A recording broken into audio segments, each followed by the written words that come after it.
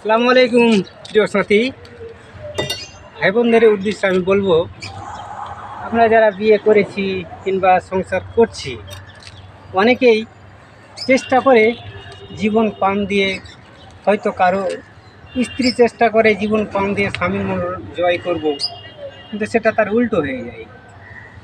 স্বামীও চাই তার মন পান দিয়ে কিছু দিয়ে হোক, যেইভাবে হোক তার স্বামী স্ত্রীর মন জয় করার চেষ্টা করব, কিন্তু সেটা তার উল্টো হয়ে যায়।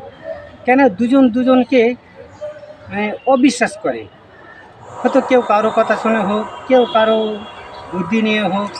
তাই আমি বলবো, সংসারটা পবিত্র দুজনেরই। তাই আমরা একটু কষ্ট হলেও দুজনের কথা বোঝার চেষ্টা করব, উনি কি বলছে সেটা বোঝার চেষ্টা করব।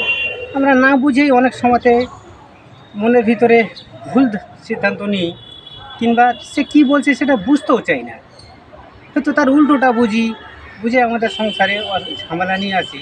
তাই আপনাদের কাছে আমার একটাই কথা, যে সংসারটা পবিত্র, সংসারটাকে ভুল বুঝে নষ্ট করে দেওয়ার দায়িত্ব আপনার আমার নয়। তাই প্রত্যেকেরই সংসার আসবে, এসেছেন, এবং আমাদের বাপ মায়েদেরও এসেছেন, এভাবে পৃথিবী চলবে। আল্লাহ সুবহানাহু ওয়া তাআলা যে যার জন্য যাকে রেখেছে সে সেটা হবেই। তাই আমরা প্রত্যেকে কষ্ট করে হোক কিংবা যেভাবেই হোক আমাদের সংসারকে বাঁচিয়ে রাখার চেষ্টা করব। ধন্যবাদ।